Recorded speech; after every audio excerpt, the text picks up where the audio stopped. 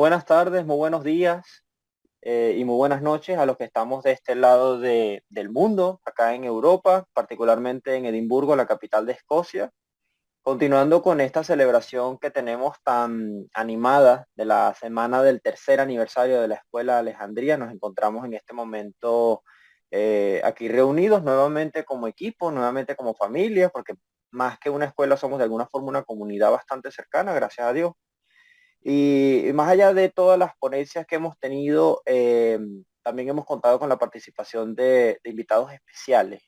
Y cuando decimos invitados especiales, no solo por la calidad de invitados que hemos traído a la escuela en otras ocasiones, sino también porque son las personas que podríamos decir que han dedicado su vida entera al estudio, han dedicado gran parte de su esfuerzo y de su tiempo a poder compartir de todo aquello que lo que nosotros denominamos las ciencias bíblicas, las cuales creo que ha quedado bastante claro en esta semana de aniversario, no pretenden en lo más mínimo atacar la fe de nadie. Una persona no necesariamente tiene que creer en algo específicamente para poder estudiar con las herramientas de las ciencias bíblicas, la teología y por lo tanto la Biblia. Pero nada mejor que tener el tema en sí. Nos pareció bastante, vamos a decir, conveniente tener a un invitado que pudiese, de hecho, de responder esta pregunta de forma bastante directa, porque nos sucede mucho que ya hemos planteado hipótesis, hemos planteado correcciones textuales, hemos planteado fenómenos dentro del estudio de la teología, pero nadie se ha puesto a pensar en la pregunta, si la queremos llamar filosófica, de qué es realmente las ciencias bíblicas y si estas son las que podríamos denominar, valga la redundancia, pero bastante evidentes, ciencias científicas, ¿no? Hoy nos encontramos con un invitado que precisamente nos va a responder eso y yo la verdad que estoy bastante ansioso de lo que nos va a traer. El estimado es el doctor Raúl Cruz Mireles. Él es mexicano. Aquí lo tenemos en la sala. Es doctor en divinidad y particularmente enseña dentro del área de las ciencias bíblicas utilizando una serie de herramientas y metodologías, aunque a mí personalmente me gustaría más que el doctor nos hable de sí mismo. No sé, doctor, si usted quiere comentarnos un poquito de usted. La verdad que es un honor tenerlo acá en la escuela. Y para mí es un enorme gusto. Ustedes tienen una escuela que va iniciando, realmente tienen una vida muy, muy corta. Hace 5 años yo no había escuchado hablar de la escuela de Alejandría. Y cuando tú me contactaste, chequé, dije, miren, esto empezó en la pandemia. Y entonces tienen 3 años realmente montados en el Internet o algo así. Y han hecho, me parece, cosas muy interesantes, han avanzado mucho en el sentido de lo que han estado distribuyendo la gente que colabora con ustedes. Vi ahí por ahí a Carretero, que es una gente a la que yo estimo bastante, a Irene Artimi, en fin, vi gente ahí que dije, qué interesante esfuerzo, ¿cómo no vamos a colaborar? Por supuesto que apoyamos en lo que podamos, ¿de hecho? ¿Quieres que platique algo de mí? Por supuesto. Entonces, iniciaría saludando a todo el mundo. Muy buenas tardes, noches, mañanas, la hora que sea donde estén. Y voy a empezar a compartir la pantalla para que pueda empezar a hablar de mí 2 minutos. No voy a hablar mucho de mí porque no es el tema, pero sí por lo menos que tengan una introducción. Entonces, el tema el título que le puse a la charla es, ¿son científicas las ciencias bíblicas? Ya todo lo demás es 29 de marzo, estamos en la Escuela de Alejandría. No puse sí, aquí Escuela de Alejandría, muy bien. Yo soy licenciado en Investigación Biomédica Básica. En México hay una licenciatura que se llama así, Investigación Biomédica Básica, que es además maestría y doctorado, y se forma la gente para ser investigadores del mundo microscópico del área de la biomedicina. Eh, Ahí estudié yo la licenciatura y también la maestría, pero la maestría ya no hice la tesis porque me acabó de convencer la necesidad de hacer cosas en teología, sobre todo en ciencias bíblicas, y ya me puse a estudiar la maestría en teología dogmática y el doctorado en teología ecuménica en el Instituto para la Teología Ecuménica de Tubinga. He elaborado, yo formalmente entonces soy un científico, antes que ser teólogo o ser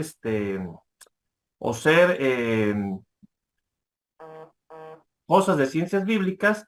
Yo lo que soy científico. Yo he trabajado, he hecho investigación como alumno de pregrado, posgrado o investigador en el Instituto de Investigaciones Biomédicas, en el Instituto de Fisiología Celular, en el Instituto de Física, es donde he estado más tiempo, 8 años, digamos, en esa área de la ciencia, en el de Teología Ecuménica, en la Fundación Lechita para la Investigación Bíblica, en el Museo de las Sagradas Escrituras de acá de México, en las clínicas Profim VIH, donde todavía coordino la investigación clínica en pacientes que tienen VIH y SIDA, en el Centro Mexicano de Sindonología del Arzobispado Católico de México y en el International Center Tischendorf. Lovegot Friedrich Constantin von Tischendorf for Training in Biblical Sciences. Yo no soy católico, no soy ortodoxo, no soy protestante, yo soy simplemente cristiano, no creo en esas divisiones, así que nunca me he asociado a ninguna de ellas, pero colaboro con todo el mundo. Por lo tanto, en ese sentido, mi trabajo ha sido la producción de conocimiento. Un investigador produce conocimiento, entonces, en muchas distintas áreas, tanto especializado, congresos, etcétera, como cosas de difusión. Los trabajos que hemos hecho se han citado en libros especializados de distintas áreas, porque ven que he estado haciendo muchas cosas diferentes, en manuales de trabajo, artículos de investigación, etcétera. Quiero comentar solamente porque ustedes me invitan a hablar de ciencia, por eso menciono esto. Es una cuestión de qué tanto puedo saber de esto. Mi tesis de licenciatura, por ejemplo, yo la hice con el doctor Iván Ortega Blake, que fue director del Instituto de Ciencias Físicas de la UNAM, allá en Cuernavaca, un tiempo, de González Autónoma de México, y mi tesis la citó el doctor Roger Spansvik, que es un científico de clase Nobel. ¿Qué es un científico de clase Nobel?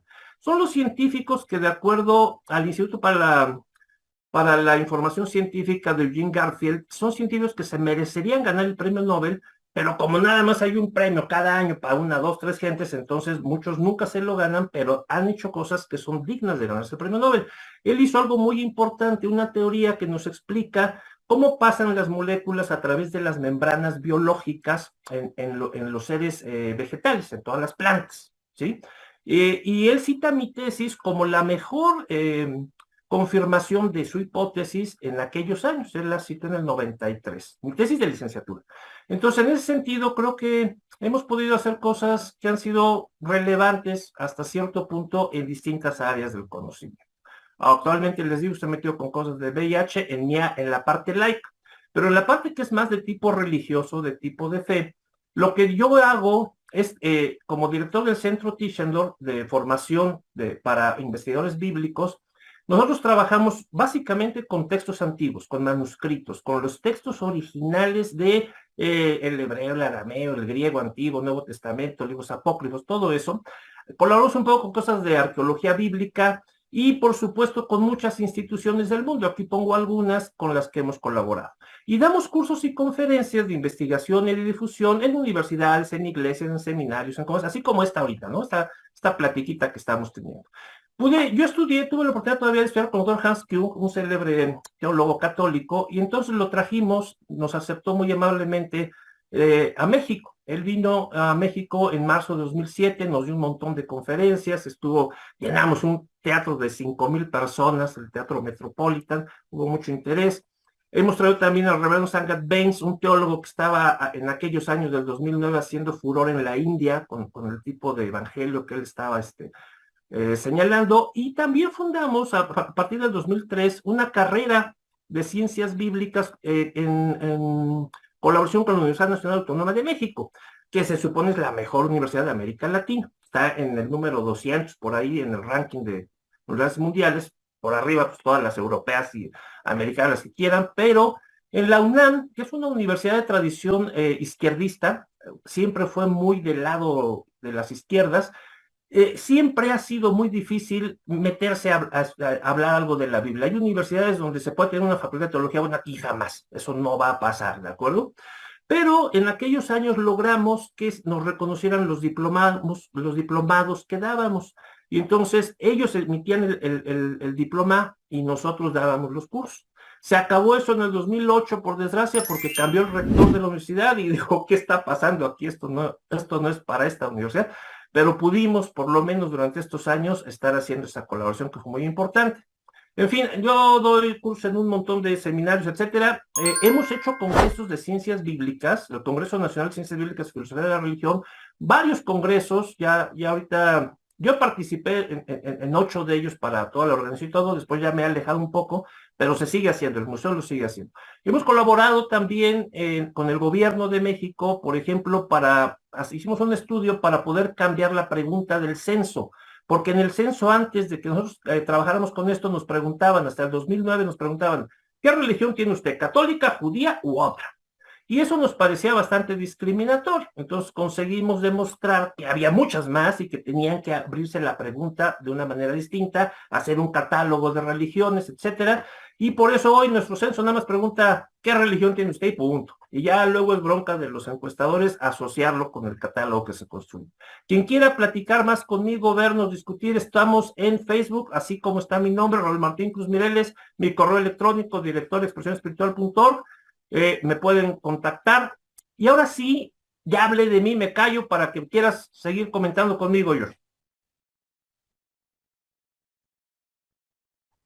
Bueno, dice usted que el tema no es usted, pero usted es bastante interesante como tema. Bueno, gracias. Así Ya acabamos, que, no pasa nada. Un momento que se me estaba pasando. De todas formas, Angelito está grabando, no pasa nada, pero por si acaso voy a poner la sala de Recording grabación in grande. progress. Ok.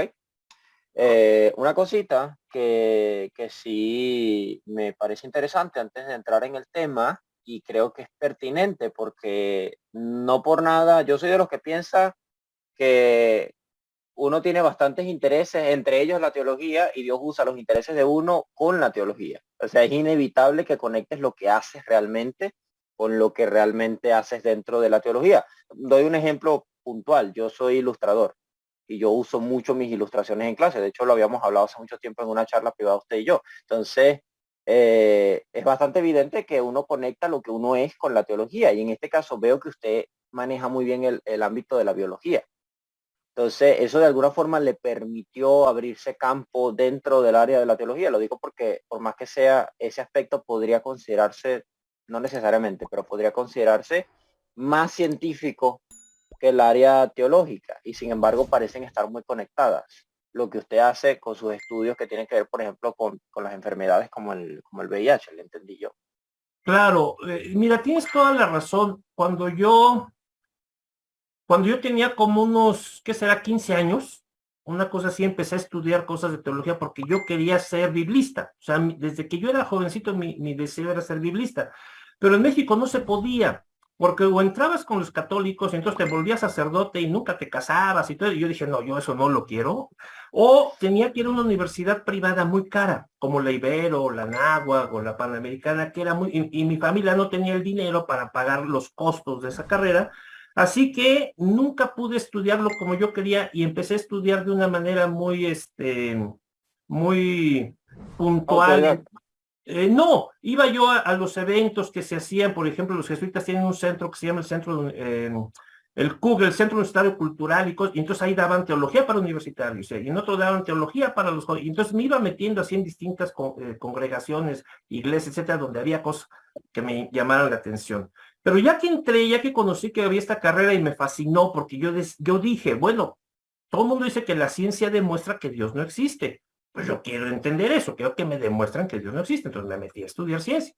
Y yo estudié biología del envejecimiento, estuve un tiempo estudiando el envejecimiento celular, luego estudié algo que era lo que hacen el tiner y otros inhalantes en el organismo, cómo dañan el sistema nervioso central, las mitocondrias. Luego pasé a estudiar biofísica, estuve muchos años estudiando en estudio de física, biofísica, cosas de transporte de mensajes, de la cuestión de cómo pasa un mensaje de un lado al otro, ese tipo de cosas. Y ya luego me pasé al área de lo que sería el VIH y estas cosas. Entonces, muy variado. Nuestra carrera nos obligó a estudiar bajo cientos de científicos, porque yo estaba 2, 3 semanas en un laboratorio y luego otras 2 o 3 semanas. Entonces, yo conozco mucha gente, además fuera de México, porque nos mandaban a otros países. En fin, es una cosa interesante, pero realmente mi amor siempre fue la Biblia, por eso terminé regresando a ella, ¿no? Claro, claro, excelente. Entonces, no me queda más que hacer la pregunta del millón. Son científicas las ciencias bíblicas. ¿De qué manera usted podría, ya que quería hacer esa aclaración de que conectáramos, que usted es científico, con que usted es biblista, porque lamentablemente una cosa que parece ser antagónica en el estudio de la teología son estas dos ideas, es decir, que la ciencia vaya acorde a la Biblia. De hecho, hay una, es mito, en este caso sí digo mitológica en el sentido de ficción, ¿no? Es mitológica la idea de que, de que la Biblia y la ciencia están peleadas. Eso lo plantean mucho, sobre todo el ateísmo lo plantea mucho. Y a mí me parece un poco despectivo porque eh, eso hasta donde yo he podido llegar en mis estudios no es así.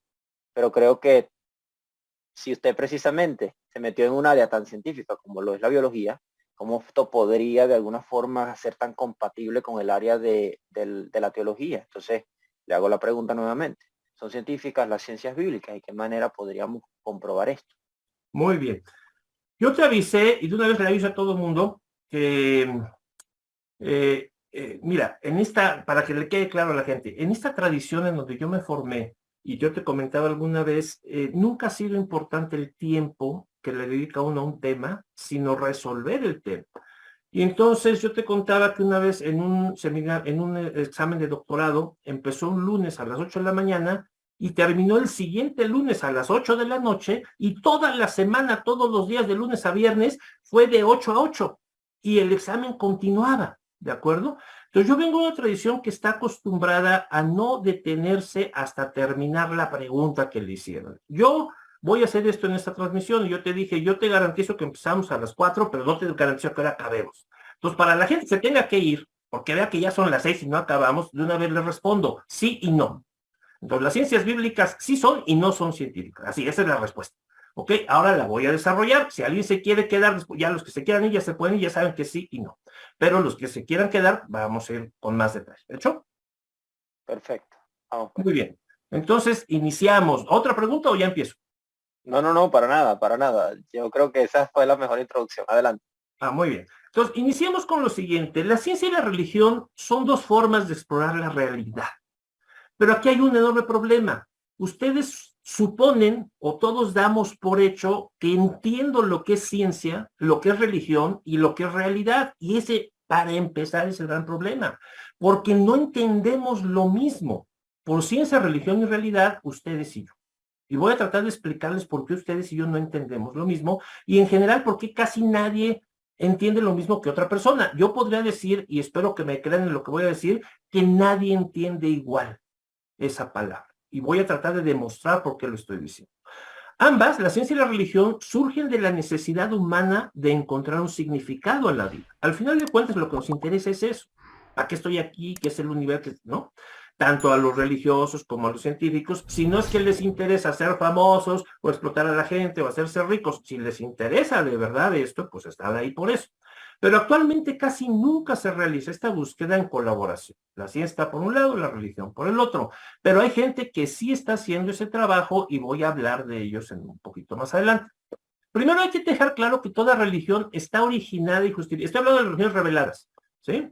Por ejemplo, el Islam, el judaísmo, el cristianismo, el zoroastrismo, el mazdeísmo. Toda religión está originada y justificada por experiencias sobrenaturales. Eso es algo que normalmente la gente quiere pasar por alto. Pero esas religiones tienen sentido porque hubo un ser sobrenatural que se le revela a un ser humano y le cuenta cosas, ya sea Mahoma, Moisés o Jesús o Zoroastro. ¿Están de acuerdo? Muy bien. Voy a hacer preguntas y de una vez pido a ver si alguien de los que está aquí conectado quiere volverse el lector de la Biblia. Vamos a leer algunos pasajes de la Biblia, o si tú quieres, Joshua, no sé quién quiera, pero normalmente yo pido que lean porque como yo ando en esto, para que alguien me apoye. Eso, ya, Yeli, muchas gracias. Yelitza ya habló, levantó la mano, entonces voy a estar pidiendo de repente algunos pasajes de la Biblia. Sin el pensamiento crítico, esto es algo muy importante, la religión únicamente constituye una ignorancia autoimpuesta, con la ilusión y la superstición por fundamentos. Si esto no nos queda claro, tenemos un problema como entes religiosos, porque la religión implica pensamiento crítico, o de lo contrario vamos a volvernos ignorantes y vamos a tener ilusiones y supersticiones en lugar de certezas por fundamento. Los sectores sociales que pueden distinguir las mentiras burdas, las simplificaciones o deformaciones de la información religiosa, son aquellos que pueden tener acceso a la información más especializada, es decir, los sectores sociales más ilustrados. Por eso este tipo de charlas es tan importante, porque ayuda a la gente a distinguir las mentiras burdas de otras que a lo mejor son mentiras, pero ya están más difíciles de distinguir, ¿no? Entonces eso lo vamos a señalar. Y empiezo por corregir algo que normalmente comete uno como un gran error típico, Génesis 2. Yeli, ¿podemos leer Génesis 2 en sus versículos 15 al 17? El famoso pasaje del árbol de la ciencia. Yelixa ya le reactivó el micrófono, un segundo, ya que está levantando la mano. Sí, yo le agradezco mucho. Voy y me imagino que tendrá la Biblia a la mano. Adelante, Yeli, ya puedes activar el micrófono. Sí, muy bien. Génesis, el pasaje Capítulo 2, versículos 15 al 17, por favor. 15 al 17. Ya entonces, 15. ¿Alguna versión específica que preferiría, profesor? Aprovecho para explicar, yo normalmente me gusta la Reina Valera, no porque tenga la tradición que tiene, sino que Sí. tiene la tradición que tiene porque donde hay una palabra en el texto del manuscrito en lengua original, la Reina Valera se esforzó por dejar una palabra en castellano. No necesariamente son traducciones buenas, pero si yo veo una palabra en la Reina Valera, yo sé que en el manuscrito hay una, casi siempre, en más del 92% de las ocasiones, mientras que en otras versiones eso no es así. Sobre todo las más contemporáneas, uno no sabe si hay palabras o no porque no siguen esa traducción literal. Entonces, la única ventaja ahorita de la Reina Valera sería que cuando vayan leyendo, cada palabra va a corresponder con una en el castellano. Escuchamos. Muy bien, entonces leyendo la versión Reina Valera del 60, en Génesis 2, del 15, verso 15 al 17, dice, se lee así. Tomó pues Jehová Dios al hombre y lo puso en el huerto de Edén. ¿Ven? Así va. Perdón, nada más interrumpo. ¿Ven cómo va cada palabra? Ahí está en el libro, sigamos. Sí. Y lo puso en el huerto de Edén para que lo labrara y lo guardase.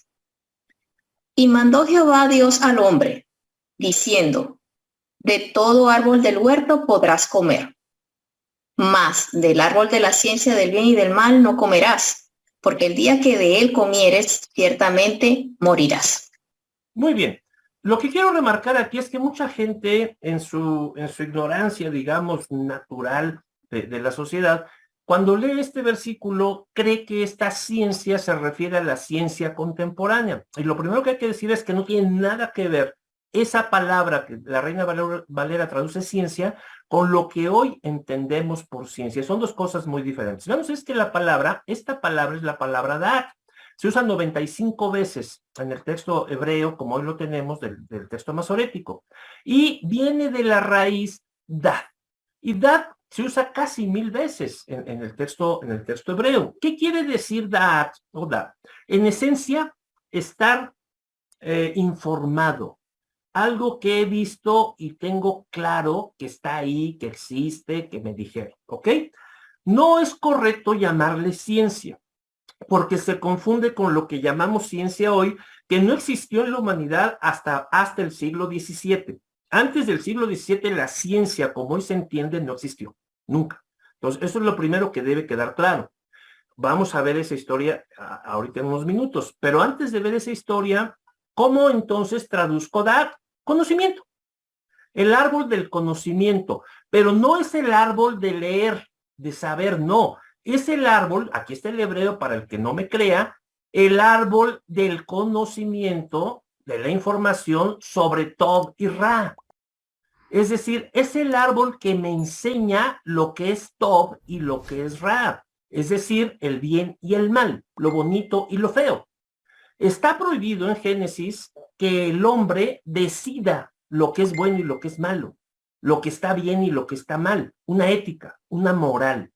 Génesis 2:17 prohíbe que el ser humano decida su ética o su moral. Espero que eso les quede claro.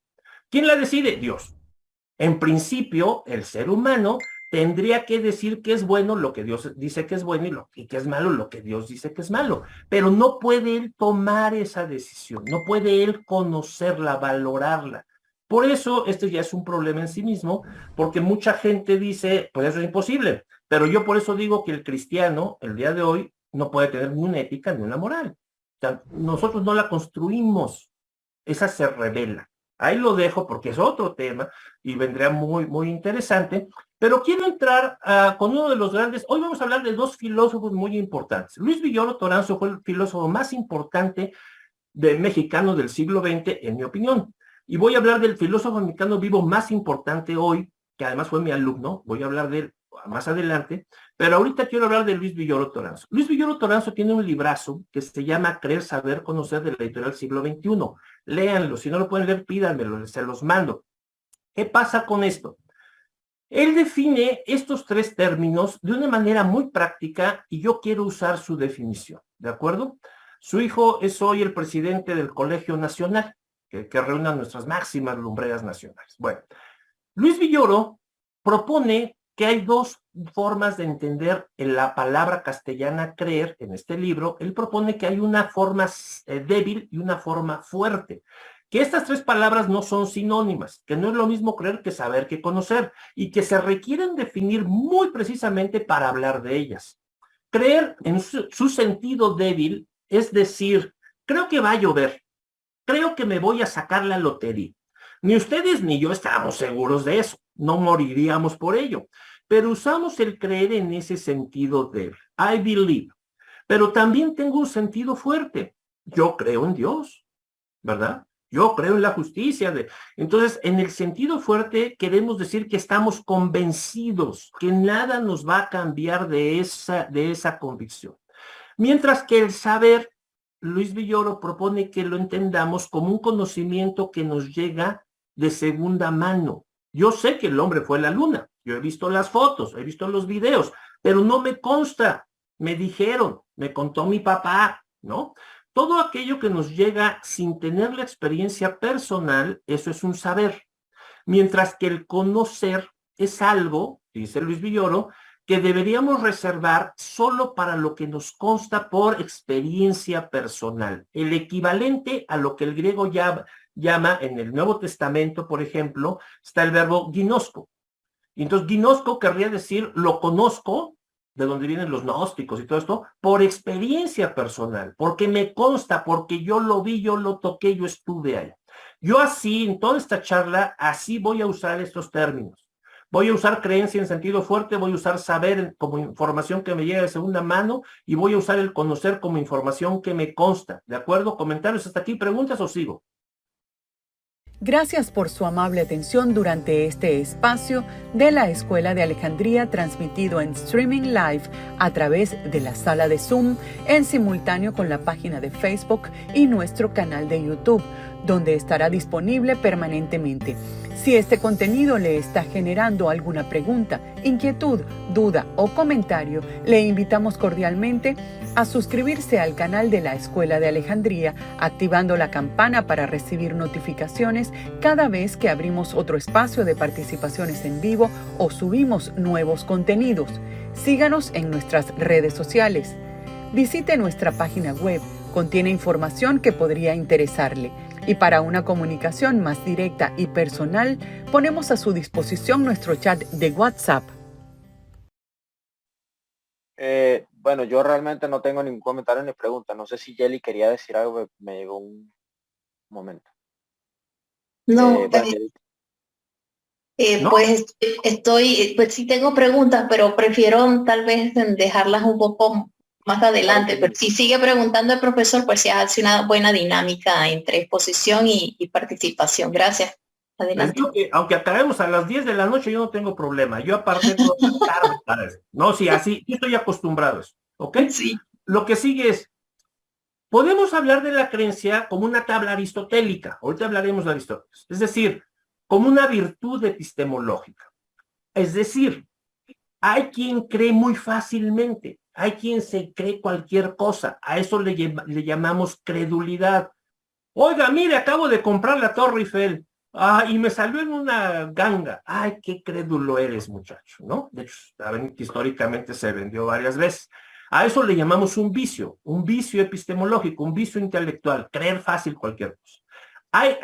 Se puede creer adecuadamente, racionalmente, con las evidencias suficientes. Eso lo consideramos en general una virtud. Y hay quien cree demasiado difícilmente, que por más que le demuestres, no cree que su papá se robó ese dinero del gobierno. Entonces, a eso le llamamos escepticismo. Y también creemos que es un vicio. Digamos, hay distintas formas de creer en el sentido de los criterios o las pruebas que demandamos, en el sentido de qué tan fácil o difícilmente nos cuesta creer. ¿Están de acuerdo? Sí, aquí le vamos siguiendo. Sí. Yo le voy contestando. Muy bien. Sí, sí. Ahora, tanto la fe como la razón, noten ustedes que son estados mentales, es decir, son fenómenos biológicos. Es algo que pasa con las moléculas, con las cargas electromagnéticas, o sea, vayan a saber. Pero la fe y la razón son estados mentales, mientras que la religión y la ciencia son construcciones sociales.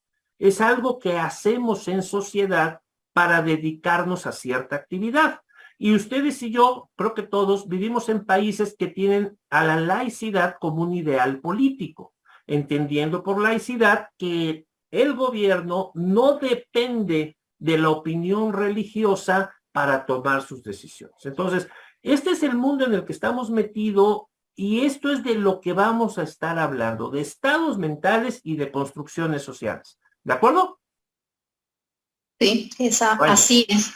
Coincido con usted también. Muy bien. Entonces, me están preguntando un poco, me da gusto porque vamos avanzando, pero luego aquí mucha gente normalmente me pregunta cosas. Ahora, lo primero que tenemos que entender es qué es la realidad, porque aunque les parezca sorprendente, eso no está claro.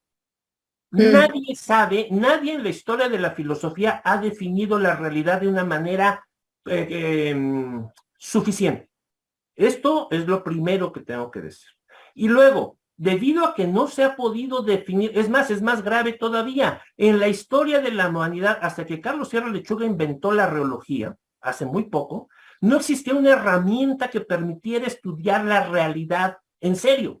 La ontología es una payasada, como quizá veamos, y si no lo verán en otra ocasión, porque no estudia la realidad, ¿no? Pero déjenme explicarles a qué me refiero. ¿Qué cosa es mi existencia? Yo estoy en relación con el universo. Por lo tanto, José Ortega y Gasset, un filósofo famoso español del que hablaremos un poquito más después, proponía que todo esto es mi existencia, soy yo y mi universo en relación, las tres cosas, el universo de afuera, yo y la relación que hay entre el universo y yo. A eso él le llamaba yo y mi circunstancia. Pero entendamos, y esto es muy importante, que yo soy cambios físicos, soy emociones, soy ideas, en general yo soy un estado interno. Si yo les corto un brazo, una pierna, si les cambio y les injerto otra, no van a decir que ya usted es otro. Normalmente en nuestra época seguimos diciendo, sigo siendo yo, porque me entiendo el yo como todo lo que está dentro de mí, las emociones, es claro, es mi cuerpo, pero ese mi cuerpo se puede modificar y sigo siendo yo en buena medida. Mientras que el universo, el cosmos, está por allá afuera, en otro lado. Y lo que me relaciona con el cosmos es el conocimiento que le llega a mi estado interno. Por lo tanto, decía Ortega y Gasset, la realidad radical es mi existencia. A nadie le duele la muela sino a mí. La realidad radical es cómo entiendo yo todo lo demás, cómo veo todo lo demás. Él hablaba de la realidad radical así, mi propia existencia, ¿de acuerdo? Y por eso nos lleva a algo muy importante que es la verdad. Y entonces diría Ortega, bueno, vamos con partes, por partes, porque yo estoy en relación con mi universo y la verdad está en relación con la realidad. ¿A qué le llamo verdad? Muchos creyentes me dicen, Jesucristo es la verdad, pero ni siquiera entienden por qué lo dicen, porque está escrito y lo repiten como pericos, como loros, no. La verdad, en un sentido epistemológico, formal, riguroso, la verdad es la descripción biunívoca fidedigna de la realidad. Que lo que yo digo corresponda con lo que está ocurriendo allá afuera. Eso es la verdad, punto. Afuera de mí, en todo lo que me rodea. Por lo tanto, y esto es muy importante, si eso es la verdad, en ese sentido dice la Escritura que Cristo es la verdad. Porque si alguien puede conocer toda la realidad, pues solo es Dios. Y en ese sentido, Cristo es la verdad porque es el único que me puede realizar esa descripción biunívoca fidedigna. A eso se refiere. Otro día hablamos de eso, sin teología en medio. Sí, escucha. ¿Bio qué? ¿Qué ha dicho la palabra? Biunívoca, que quiere decir que va para allá y viene de regreso. O sea, yo miro hacia la realidad y la realidad me regresa como cuando mando un fotón de luz y el fotón rebota. Yo sé la realidad porque le eché luz a las cosas y esa luz rebotó en las cosas y me pegó en los ojos y me dio una imagen que va a mi cerebro, ¿ok? Sí. Pero todo eso es la realidad, el fotón, la cosa que está afuera, el rebotar y mi cerebro que construyó algo, todo eso está mezclado, ¿de acuerdo? Ok. Si ustedes se fijan, los filósofos tradicionales difícilmente trabajaron todo esto como lo voy mostrando, y de hecho no lo trabajaron como vamos a acabar de verlo. Pero el punto final es que mi verdad, para fines prácticos, es igual y idéntica a la realidad. No digo la verdad, digo mi verdad. Al final de cuentas, para cada uno de ustedes y para mí, la realidad es lo que es para ustedes. Esa es su verdad, es una verdad personal. Por eso Dios no puede ser mi Dios y su Dios. Hablamos de tres cosas muy distintas. Una cosa es Dios, lo que quiera que sea Dios y donde quiera que esté. Otra cosa es mi Dios, lo que yo me consta, lo que yo he leído, lo que yo veo, lo que yo creo, la relación que yo he tenido con él. Y otra cosa es el Dios de cada uno de ustedes, que no puede ser igual a mí, a la mía. Déjenme poner un ejemplo muy trivial. Tengo aquí una silla, estamos en la mesa todos, estamos en el salón todos y ven una silla, Bueno, cada quien la va a ver desde su posición en el salón. Esa posición Ortega le llama la perspectiva. Cada uno de nosotros tiene una perspectiva de la silla, pero a menos que haya alguien que la vea desde abajo, desde el techo, hay partes de la silla que nadie va a ver, porque solo la vamos a ver alrededor. Y cada uno de nosotros va a ver una cosa distinta. Me gusta hacer mucho este ejercicio con mis alumnos. Yo siempre les digo, ¿ven esta botella? Se fijan que aquí dice Peñafiel y tiene una naranja, y me dicen, no es cierto, profesor, tiene dos, circulitos negros. Y les digo, mentirosos, herejes, eso es falso, porque ustedes la están viendo desde allá, pero no la ven desde acá, desde donde yo la veo. A eso se le llama el perspectivismo en filosofía, y quiere decir que todos, por la época en la que vivimos, por la cultura que tenemos, etcétera, etcétera, tenemos una perspectiva de la realidad. Y aún en la misma época, entre contemporáneos, la perspectiva es distinta. Para los que somos creyentes, el único que podría verlo todo de un jalón sería Dios, en teoría. Falta ver si Dios nos dice que lo hace. Pero en teoría, Dios podría ser el único que viera la silla por arriba, por abajo. Pero aún así, aunque lo viéramos todo, no podríamos nosotros estar hablando de los átomos de la silla, porque no estamos viéndola con un microscopio. Entonces, todo eso se va a juntar. Por eso es que cuando yo salgo del salón y me llevo una silla en mi cabeza, la silla que me llevo en mi cabeza no es la silla que está en el salón. La silla que está en mi cabeza es la silla que yo vi, como yo la vi. En ese sentido, el Dios de ustedes no es mi Dios, porque cada uno de ustedes ha tenido su relación con Dios y su propio conocimiento de Dios. ¿Sigo o me detengo? No, continúe, está interesante. Bueno, sí, qué bonito.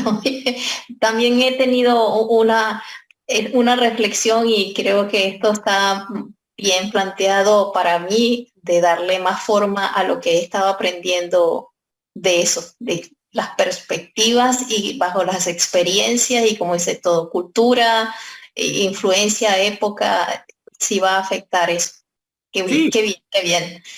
Qué bueno que a ti te parezca bien, Yali, porque a la gente le produce un caos, un problema, o sea, una crisis. ¿Cómo sí. que mi Dios? ¿Por qué? Porque se supone que en la iglesia todos creemos en el mismo Dios, pero hagan un día el ejercicio, acérquense a platicar con cada fiel y van a ver que cada quien tiene su idea muy personal. Ahora, ¿qué son mis creencias? Mis creencias en realidad son estados mentales, pensamientos, ideas, suposiciones, certezas, todo se mezcla. No, nadie sabe qué es un estado mental. No sabemos si son moléculas, si son cargas electromagnéticas, si es la mezcla de las dos. O sea, es muy difícil saber en esencia qué es una idea desde un punto de vista biológico o físico.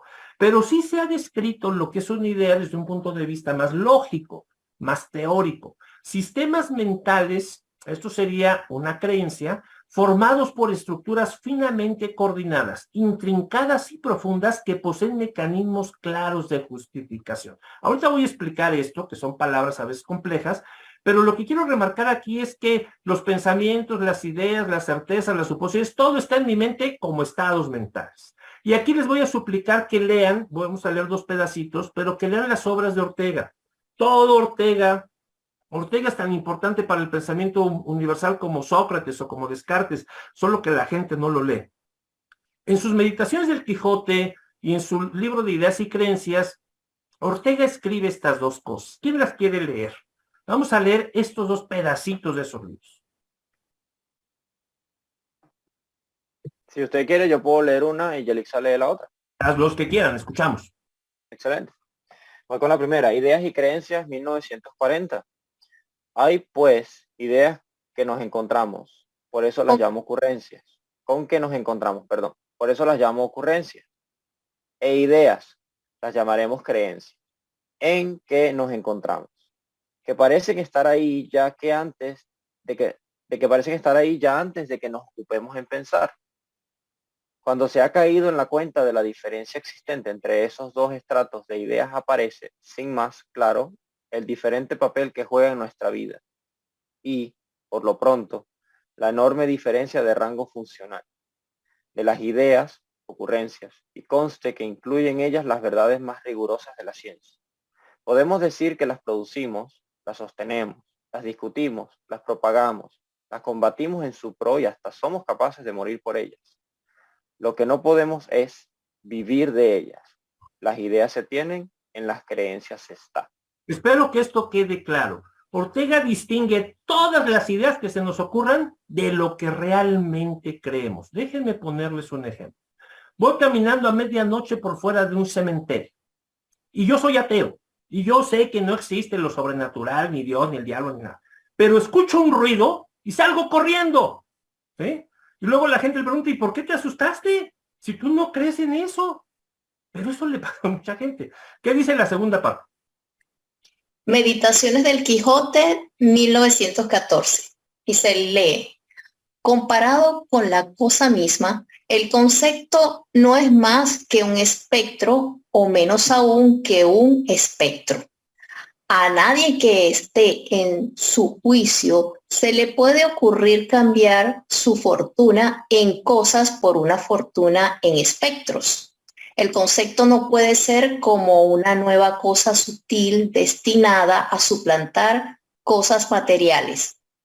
La misión del concepto no estriba, pues, en desalojar la intuición, la impresión real. La razón no puede, no tiene que aspirar a sustituir la vida. Como si la razón no fuera una función vital y espontánea del mismo linaje que el ver o palpar. El hombre tiene una misión de claridad sobre la tierra, la lleva dentro de sí, es la raíz misma de su constitución. Claridad no es vida, pero es la plenitud de la vida. La plenitud de la vida. Habla Ortega de algo tremendo que es el concepto y algo que llama una razón vital. Déjenme explicar esto a fondo.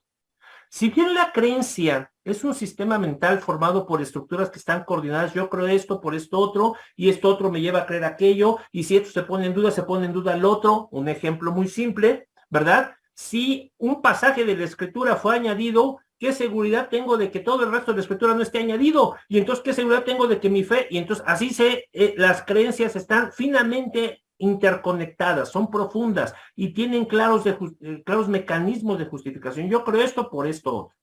Pero entre el mundo de los creyentes también hablamos de creencia como un don espiritual, como una manifestación del Espíritu Santo, o como la capacidad de creerle a Dios que es única y propia de Cristo mismo, que ningún ser humano le pudo creer a Dios como Jesús le creyó.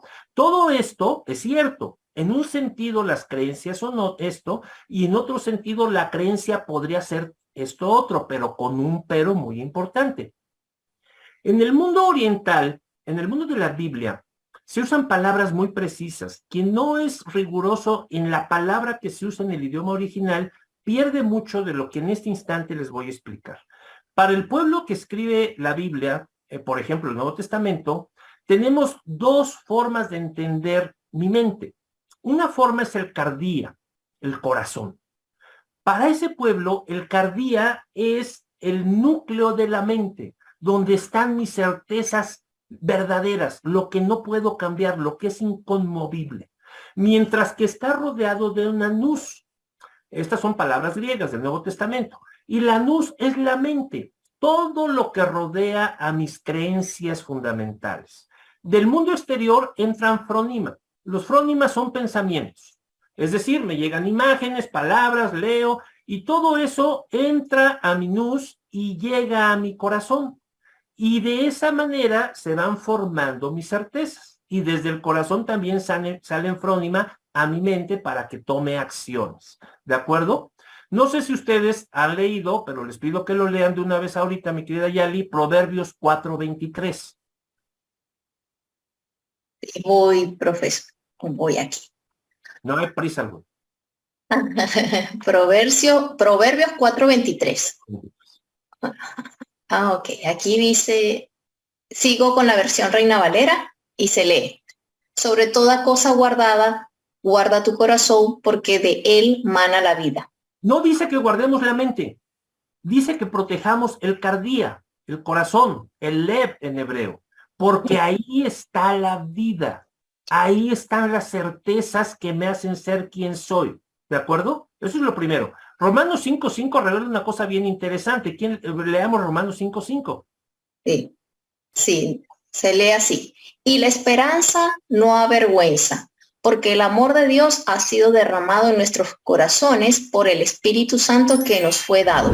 Es decir, el Nuevo Testamento, para quien crea que es algo revelado, como yo lo creo, revela que el amor de Dios, el Espíritu Santo, se nos derramó en el núcleo de la mente, donde están las certezas, ¿de acuerdo? No en la mente, sino en el corazón. Y si no distinguimos corazón de mente, vamos a tener un problema muy grave. ¿Quién lee Marcos 11:23?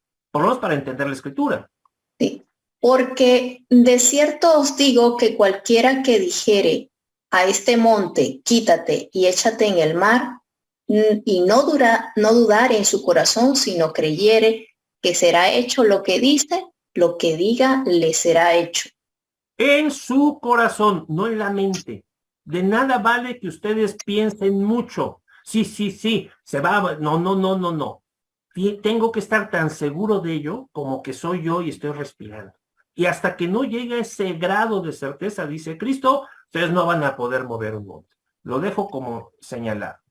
Pero hay un problema más grave del cual se dio cuenta Johannes Hauslitter allá en 1891 y lo publica él en este libro que se llama, lo publicó, a ver, sí, es muy largo porque lo publica en alemán, es un trabajo sobre romanos, pero en esencia él se da cuenta de algo tremendo. No lo puse, bueno, se los digo así nomás. Que la palabra pistis, que se utiliza en referencia a Cristo, está construida como un genitivo, y ese tipo de genitivo puede ser subjetivo o puede ser objetivo. Es decir, lo puedo traducir como la fe en Jesucristo o la fe de Jesucristo. ¿Por qué es importante ver cómo se traduce la pistis Christou de una forma o de otra?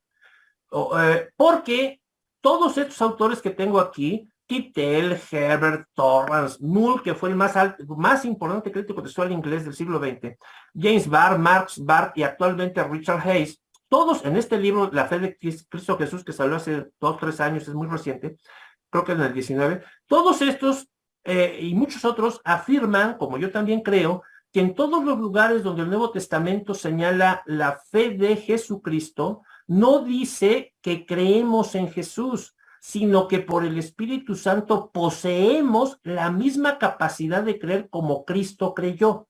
Nada más lo dejo así, no voy a hablar de ello, lo lanzo para que un día platiquemos de ello, pero quiero que quede claro que para el Nuevo Testamento, en el griego original, todo parece indicar que además de que se nos dice que tenemos el amor de Dios derramado, el Espíritu Santo, además tenemos la capacidad de creer como Cristo creyó, la misma fe de Cristo, ¿ok? ¿Quién lee conmigo 1 Corintios 2:16? Perfecto. nos dé tiempo. Santiago, si no lo vamos a leer. No, no tiene mucho caso. Primera de Corintios 2:16 se lee en la Reina Valera, porque ¿quién conoció la mente del Señor? ¿Quién la instruirá? Mas nosotros tenemos la mente de Cristo. Y aquí dice nous, es decir, no solo tenemos el corazón, en el corazón del Espíritu Santo, sino que hasta tenemos la mente de Cristo en la nous. Todo eso está implícito en la epistemología neotestamentaria. Desgraciadamente es un área de la teología que no se ha desarrollado hasta el día de hoy. No hay un libro que se titule así, la epistemología neotestamentaria, pero se tiene que trabajar, se tiene que hablar de todo esto desde la perspectiva hasta donde hoy hemos avanzado en filosofía, desde el texto neotestamentario. Algún día alguien lo hará, yo nada más lo menciono, porque dice el Nuevo Testamento que tenemos todo esto, pero a pesar de tenerlo no nos damos cuenta de algo que ahorita quiero que quede claro: los diversos tipos de existencia y su método de comprobación racional. Gracias por llegar al final de este video que transmitimos desde la sala Zoom en Streaming Live simultáneamente por la página de Facebook y nuestro canal de YouTube. A todos, gracias por su asistencia y participación.